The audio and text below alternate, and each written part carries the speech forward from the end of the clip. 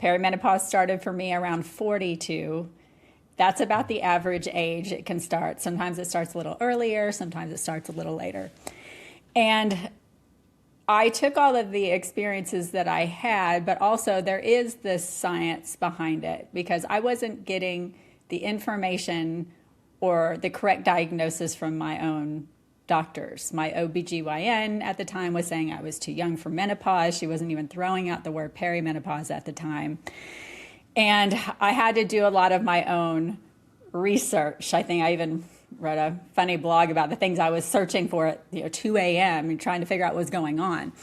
And whenever I decided to write the book, well, I thought it was important to share my experience so that other women could relate to it, but also I wanted them to know that, hey, I'm not just ballparking here. Here is what is exactly going on, and here are the medical studies behind it. So things I pulled from the Mayo Clinic or the Cleveland Clinic or PubMed or even menopause.org to talk about all of those things that are going on with us biologically that we're just not necessarily aware of, that affects almost everything. It does affect our moods. It does affect our sex drive. It affects what's going on with our hair and our skin and our waistline.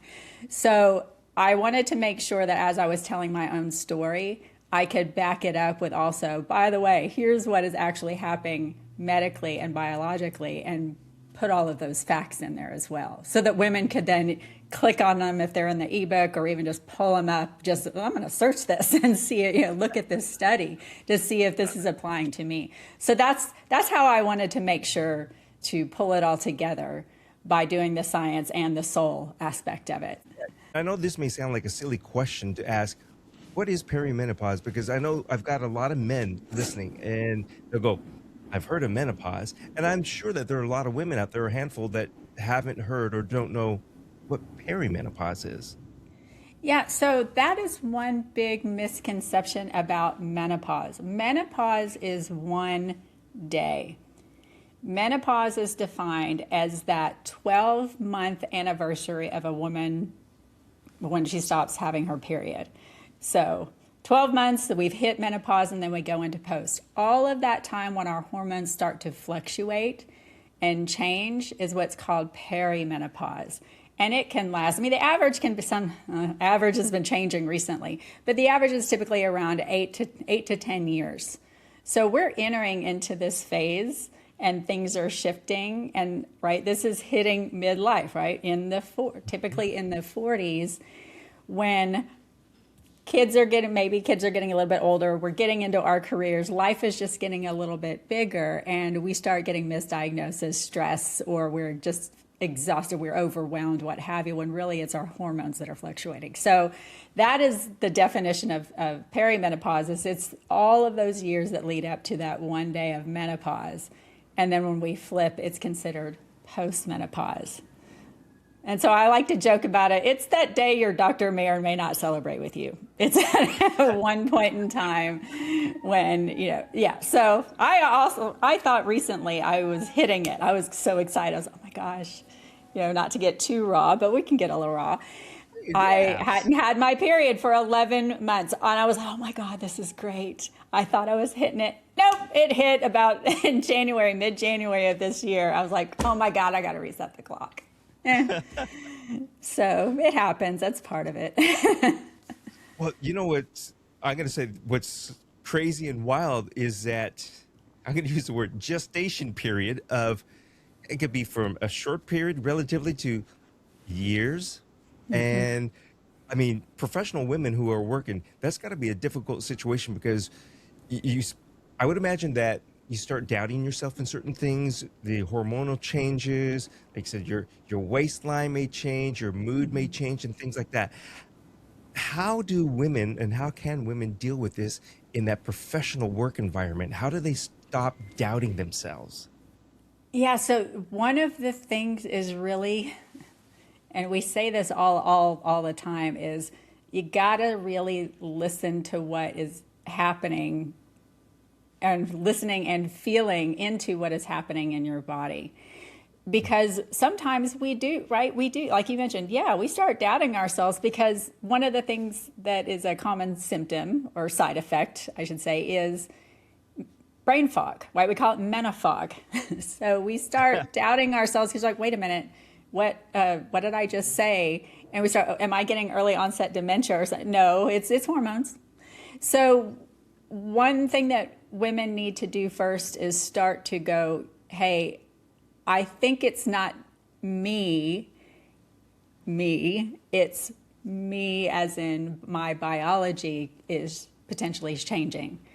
And so I'm so happy that out in the world now, we're hearing more people really talk about it. We're hearing, Drew Barrymore, we're hearing Halle Berry. There's a couple of great documentaries that are coming out right now on perimenopause. And so it's getting some news. But the one thing is that a lot of women still are going, okay, well, what does that mean for me?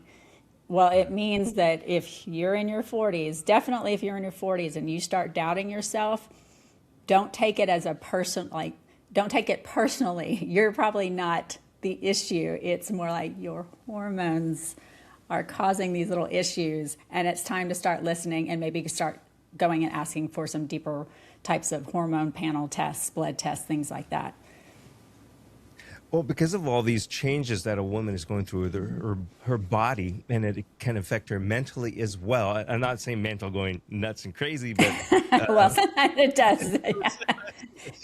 Do not touch that pillow. Do not touch that pillow. Yeah, yes, things like that can happen. It does. So what do the men or the woman's partner, what do they have to be aware of? I'm sure if the partner is a woman, she's going to know, but a man is going to go, what the heck is going on with her? Or do you have a problem or something like that? So how does the woman let the man know, hey, give me a break? Yeah, so gosh, this is such a multi-layered answer. Yeah. So number one, the woman really has to be in tune with her body and start to be aware of what's going on and start to seek answers. And then not take it as a personal slight, right? Because what is happening a lot of times, and this happened to me, where all of a sudden it was like a switch happened and I used to love sex. And then all of a sudden it was like, I would rather go get a tooth filled than the thought of doing that. It was a change. And then for a while, I was just, what is going on? Yeah, he's annoying me, but it's not that. And then I just remembered, I was like, this isn't me, right? I listened and I really went internal, like, that has never been me in my life. Something is up. And so communicating that with the partner it's very important, right? Because a man doesn't want, whomever, a man, a woman doesn't want to feel like they're not desired anymore. And it's very important for a woman to go, look, there's some things going on. I'm still trying to figure it out. It's not you, but I think I'm going to need you to give me some grace. Now, especially if there are kids involved, kids meaning whatever it is, sometimes a family with kids, because then a woman is exhausted. It's like, hey, can you cut me a little slack? Maybe can you take care of them for a little bit? I just need a nap because I'm all over the place. But if a man can come in, number one, and say and understand, hey, it's not them, but also try to not say the term that so many women don't want to hear, like, what's wrong with you? Because that I have heard it said, what's wrong with me? What's wrong with you? But so we need to try to not be attacking in how we present ourselves. Sometimes we need to say, I feel like you're having some struggles and I really want to be there for you. How can I best help you at this time? And if I was whenever anybody would ever said that to me, I was already emotional and I would tear up and be like, I don't know, but I'm so happy that you asked. I mean, that means so much for somebody just to recognize that we're struggling a little bit and try to be there. So, one of the biggest things too, and you've mentioned it several times, is the woman really needs to know her body, not just know my body, but really needs to understand and know the changes and to be able to assess and evaluate and say, oh, that's because I'm emotional because I'm cranky today because I had a bad day at work, versus there is a physical change, something going on in my body, hormonal. So yes. Uh, that in itself seems really difficult. Yes, it is. And one of the things that does happen when our hormones are changing is it really does, it lowers our tolerance for BS. It Mm, lowers mm. our tolerance for the shit that's going on around us. And it almost seems like we're throwing in we're like, okay, I don't have the tolerance for it anymore. Whenever we get to that point, that is a clear sign that something is going on because our hormones do regulate our emotions as well. And if we're unable to go, whatever, and now it's no, absolutely not. I have zero tolerance for that. That's a sign that, okay. And sometimes that is a good sign. I think that's a great outcome of our hormones changing is that we really start going, no, I am now putting up my boundaries. I'm not going to tolerate that. And now it's time for me to focus on getting myself a little relief and start to feel better. And all of this other stuff is going to have to wait. But that is one thing that will happen. It happened for me. It's happened for a lot of my female friends. I read a lot, I follow a lot of what's going on, and that's another clear sign is our tolerance for just BS goes away. Hoping I You, answered that your question okay, but you did. And in fact, yeah. you gave me this thought, and it might be somewhat of a joke, but in kind of a seriousness. Everybody goes into the kitchen, right? The man, the women, the kids, and everything. Why not have a BS meter? The woman will walk in there, put that line, today's BS meter is down here. I could take all the BS. Or up here, so I could take a bunch of BS. Down here, don't even start with me. Yes, it could be a bring it or a Mhm. no. And that is a fun way to potentially communicate with a partner of how you're doing on that day because it does change daily, sometimes every other hour. We don't know what's going to affect us, and all of a sudden we're off. But yes, absolutely. Something like that would be a great way to say, okay, the meter is at full tilt. Hmm. Okay, gonna give The you your reason, space. I know it's not about me. Gonna give you your yeah. space. Yeah. The reason I say that is I think in this situation too, women may have a difficult time of expressing themselves in a kind manner, but men tend maybe not to listen. But if we see something, the red flag or that BS meter, we're like, you don't even have to communicate it because it's marked there like, oh, okay, no BSing today. And I think that could be like a two-way street. So it'd be very helpful. It's like never call a pregnant woman crazy and try not to call a woman crazy if she's going through perimenopause because we seem that way and we know we seem that way. Yeah. We're just having a little bit of a challenge reeling it in. And then Yeah. sometimes we're not even going to try to reel it in because we really, I hate to say the word can't, but it is so challenging to get a hold of something whenever it's internal. And if we don't have that relief yet, I finally got relief after seeking out bioidentical hormone replacement therapy. But that's also with some mindfulness practices. I mean, Mm. breathing, just really breathing and trying to calm myself down whenever life gets nuts, like it is right now for all of us in the world. It's that challenge of just, okay, I got to get my center back. So, I have hormones running through me right now, but lately I've been having to do some really deep breathing as well to try to calm that chaos from everything that's going on and not let it get overwhelming. I'm glad you said that because I want to find out from you, are there any habits or anything that you do other than like I said the breathing exercises and things like that that people can um, maybe use or try to see if it could help them ease their tension or the tension. Yeah, so breathing is so important. The I do the box breathing. The breathe in for 4, hold for 4, exhale for 4, sit for 4, and run that through 3 or 4 times, and that helps. That helps us lower our heart rate. It gets us in a more calm state, And that can be done anytime, right? You can sit at your desk, you can go in the ladies' room, you can shut the door to in your closet and keep everybody out and do it. And that will help.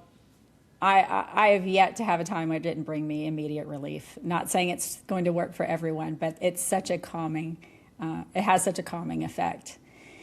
Other things that I encourage women to do, and this is more intentional, and it does take time, right? Is we have to change how we approach even our fitness, our physical fitness. It is so important to incorporate some kind of strength training at this time of life, as opposed to running or doing anything that's a higher cardio type of workout. Strength training increases our bone density, but things like higher intensity training can actually have a negative effect by increases our cortisol spikes, which causes a stress response for us. So I'm not saying it isn't good to do, but it's more important to have either mindfulness as one practice along, and then incorporate more strength training into our physical fitness types of practices to help us during this time.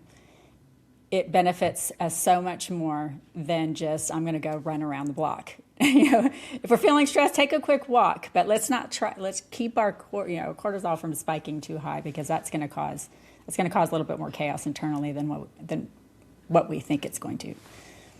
So I would imagine then that it's not necessary for women to have to purchase a gym membership and go to the gym and pick up these big dumbbells and barbells. It could be squats. It could be 3-pound, 5-pound weights, right? And just yes, even body weight, exercises, push-ups. You can do tricep push, things like that. It's anything that is any kind of resistance. So strength training, weights, but it's more about resistance. So thank you for helping with that clarification. Strength training is great, and any kind of weight bearing is better. But when you're pushing, doing push-ups, you're pushing your body weight, right? That is weight bearing. So yeah, yes, resistant training is very important. that's really good to know. Mm-hmm. Again, kind of going back with all the hormonal changes and everything that's happening. Now, a lot of women, we'll take it in, like you said, the early 40s, starting in that time frame. They may be at that peak of their career. So how do they approach employers, coworkers, and things like that? If, you don't want them to go, oh man, Karen is off the handle today. What is She's up with her? hormonal. Yeah. Yeah. How do You know, can women deal with that? it's tough, right? Because it requires a level of vulnerability to go to a coworker or to an HR rep or to your manager or to even your own staff if you're leading a team, and say, "Hey, I appreciate what's going on with myself right now, and I want to tell you a little bit about it. I am a little hormonal, right? I'm going through this change. In fact, there were multiple times where I snapped at people, just didn't think, snapped at them, and then realized, you know what? I need to go and say, I apologize. I'm not going to blame my hormones on that. However, I know it's a factor, because that's not like me. I am not that kind of person that just snaps and flies off the handle. So it is important for us to admit that this is going on, and in order to get that kind of support, we do need to have those honest communications that aren't that comfortable to have. Because what I have found by doing that, people understand, and once they understand, they do want to help and support you. There are more organizations that are rolling out even menopause care policies, and not just through health insurance. Now we're slowly starting to see some menopause care getting covered through some health insurance. Some Rhode Island was the first state to roll it out. Illinois just rolled it out.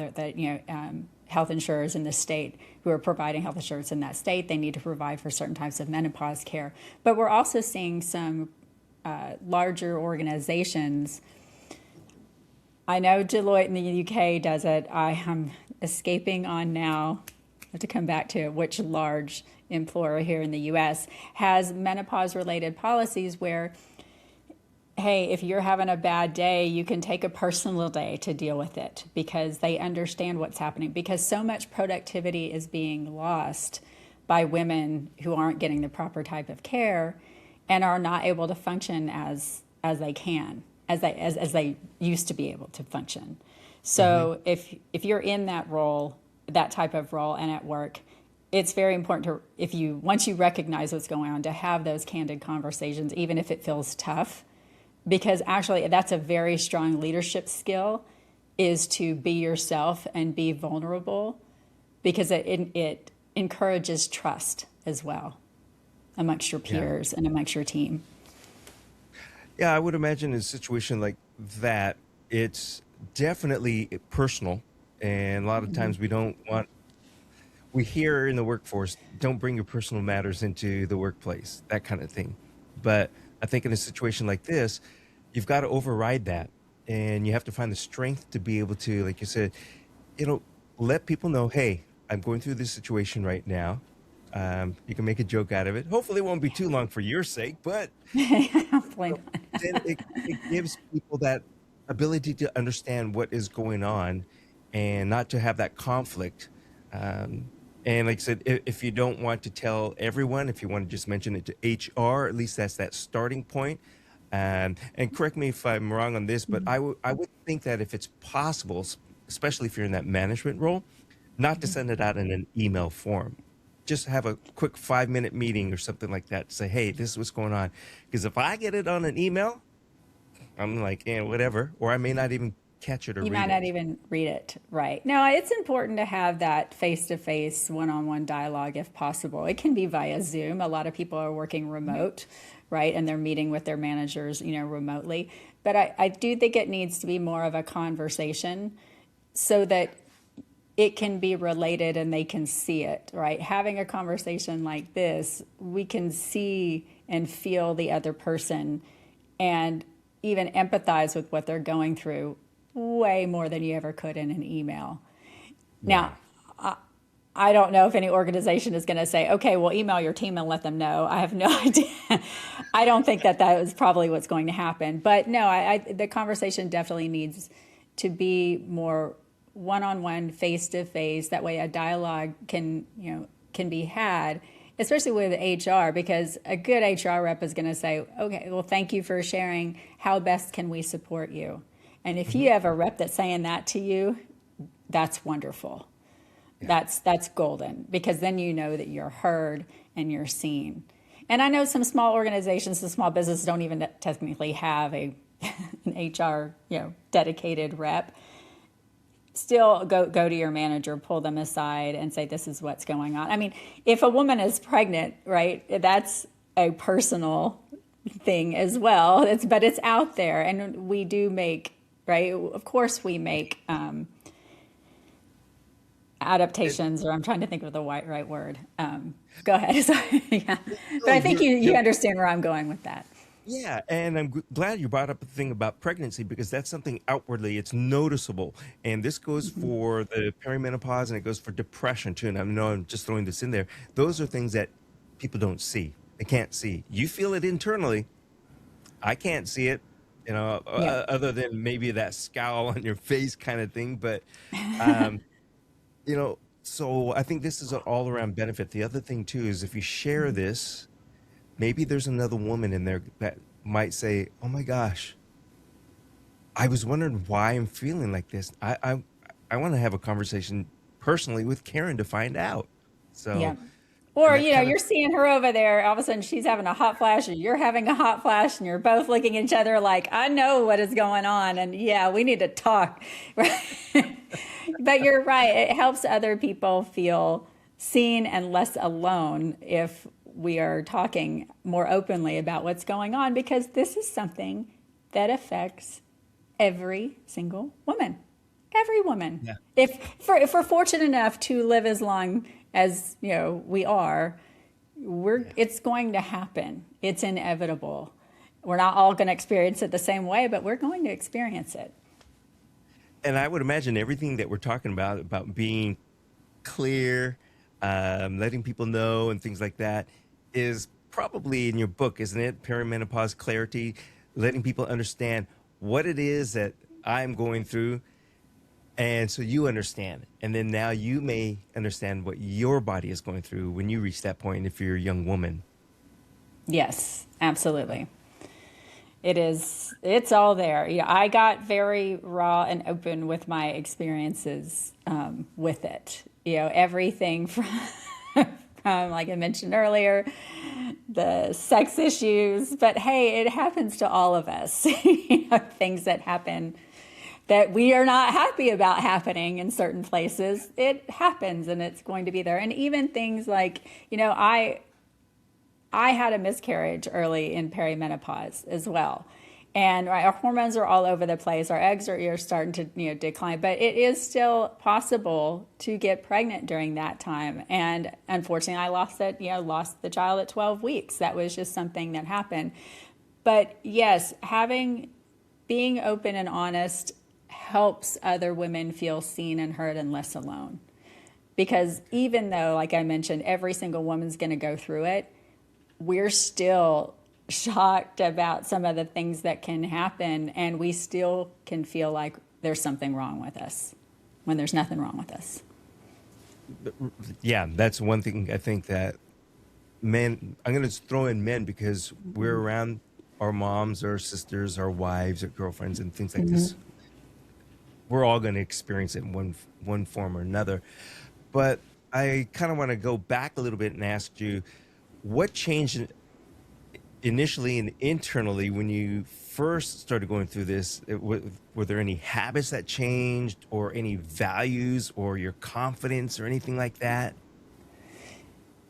Yeah, I think part of it also, because this happens in midlife, right? The values around the things that I found important before shifted. Okay. And some of those had to do with the roles that I always felt like I had to have or had to be. Right. So a lot of women, I grew up in the 80s and 90s, right? So a lot of women were, okay, you need to go and get a college degree. Okay, great. Well, now you got to have a good career. Okay, check. Okay, well, now don't forget, you still have to get married. Okay, well, yeah, don't forget, you probably still need to have kids. But I'm like, well, I don't know if that's possible, but right. So all of these things, there were the value of got to have this, got to have that, got to have the house, got to have the car, got to have the career, got to have this. You get into midlife, and then whenever you're going through this change, because this is part of the big change, right? It's the big midlife change that women go through is, wait a minute, am I truly happy?